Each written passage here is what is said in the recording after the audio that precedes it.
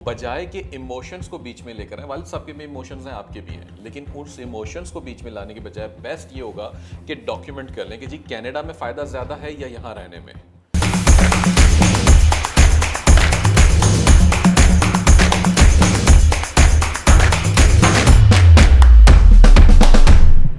Normally जब बच्चा education मुकम्मल करता है, कोई एक नौजवान यूनिवर्सिटी मुकम्मल करता है, तो उसको बहुत सारे लोग मशवरा देने आ जाते हैं, स्पेशली घर वाले, फिर दोस्त, कज़न्स, चाचा, मामा, ताया, हर कोई सोचता है यार हमारा बच्चा माशाल्लाह जवान हो रहा है, बच्ची जवान हो रही है, तो उसको आगे करियर की एडवाइस दी जाए।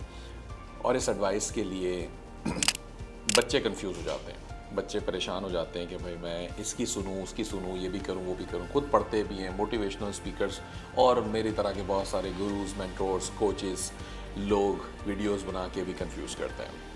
मेरा एक बड़ा सिंपल सा मशवरा है आपको कि नोट्स बनाएं और चीज़ों को लिखना शुरू करें, अपने दिमाग में मत भरें। जितना ज़्यादा दिमाग में चीज़ें डालेंगे और वो पड़ी रहेंगी तो वो कमिंगल होंगी, वो फंस जाएंगी, वो आप बहुत ज़्यादा कंफ्यूज होंगे। तो चीज़ों को डॉक्यूमेंट करना शुरू करें और अपने दिमाग से निकाल दें।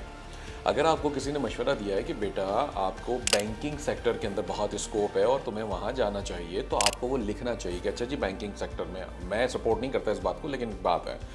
तो किसी ने आगे कहा होगा जी बेटा इंजीनियरिंग के अंदर बहुत अच्छी और स्कोप है, किसी ने कहा होगा जी बेटा ऑस्ट्रेलिया चला जा, बहुत अच्छा स्कोप है, किसी ने कहा होगा जी बेटा कनाडा चला जा, बहुत अच्छा स्कोप है। तो जाएं जहाँ मर्जी जाना है, लेकिन चीज़ों को डॉक्यूमेंट करें। मेरा मशवरा ये है, पेपर पे जब तक चीज़ें नहीं आएंगी ना, आपको क्लियर विजन नहीं मिलेगा, आपको पिक्चर क्लियर नहीं होगी कि इस जगह पे इतना फ़ायदा है, इस काम के अंदर इतना फ़ायदा है, इतना नुकसान है, क्या इसके प्रॉस एंड कॉन्स है, वो सारे लिखने होंगे। और कोशिश करें स्कोरिंग दें। लेट सपोज में भी आप अपना एक स्कोरिंग बना सकते हैं कि जी अच्छा मैं हर चीज़ को 100 आउट ऑफ 100 देने की कोशिश करूँगा, किस में सबसे ज़्यादा मार्क्स हैं। ये फैसले इमोशनल नहीं होने चाहिए। इमोशनल फैसले कैसे होते हैं? किसी ने कह दिया बेटा कनाडा के अंदर बड़ा स्कोप है, अब आपके वालिद साहब का फॉर एग्जांपल ख्वाब था कि आप पाकिस्तान में रह के पाकिस्तान में कुछ करें, आपने वो ख्वाब आपके लिए मुश्किल हो जाएगी कि आप कहेंगे नहीं मुझे तो कनाडा जाना है। वालिद साहब का ख्वाब था कि नहीं जी बच्चा यहीं रहे। तो बजाय कि इमोशंस को बीच में लेकर आए, वालिद साहब के भी इमोशंस हैं, आपके भी हैं, लेकिन उस इमोशंस को बीच में लाने के बजाय बेस्ट ये होगा कि डॉक्यूमेंट कर लें कि जी कनाडा में फ़ायदा ज़्यादा है या यहाँ रहने में।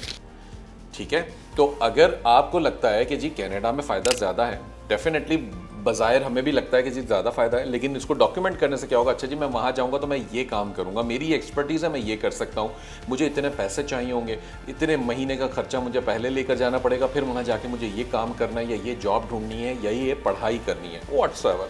चीज़ों को स्कोरिंग करना शुरू करें। जब आप स्कोरिंग करेंगे ना, जब डॉक्यूमेंट होगा पूरा, तो अपने वालिद साहब को मनाने में भी आसानी होगी। बताएंगे जी अब्बा जी देखें ये मैंने डॉक्यूमेंट बनाया है, पूरा प्रपोजल नुमा है, इसके अंदर देखिए मुझे ये काम करने से ये फ़ायदा होगा, इतने साल में मैं ये कर लूँगा, मेरी ज़िंदगी इतनी अच्छी बेहतर बन जाएगी, तो इसलिए बराए मेहरबानी मुझे इजाज़त दें ताकि मैं कनाडा जाके अपना फ्यूचर परस्यू कर सकूँ। अब आपने अपने वालिद साहब को बहुत मोहब्बत से, बड़े एहतराम से उनको मनाया, डॉक्यूमेंट के प्रूफ ले जाके साथ कि जी अब्बा जी अब आप मुझे मेहरबानी करके इजाज़त दें। ये होता है एक एहतरामन उनको भी मना लेने वाला काम। डॉक्यूमेंट आ गया तो आपको भी तसल्ली कि हाँ जी मैंने अपनी पूरी रिसर्च की हुई है। पूरी रिसर्च करें, डॉक्यूमेंट करें, उसके बाद कोई फ़ैसला लें। जज्बाती फ़ैसले लेने से परहेज़ करें, ख़ासकर आप नौजवान हैं, यूथ के लोग हैं, जो लड़के लड़कियाँ, बहुत ज़रूरी है, क्योंकि बहुत ज़्यादा जज्बाती फ़ैसले होते हैं और ये जज्बाती फ़ैसले आपकी आगे की पूरी ज़िंदगी के ऊपर इम्पैक्ट होंगे। इनफैक्ट आपकी शादी, आपके बच्चे, उन सब चीज़ों के लिए ऊपर भी ये चीज़ें इफ़ेक्ट करेंगी। तो मैंने भी गलतियां की हैं और भी लोग बहुत सारी गलतियां करते हैं, तो मैं चाहता हूं कि आप जज्बाती फ़ैसले ना लें, कम से कम इस वक्त सोचें समझें फिर उसके ऊपर अमल करें।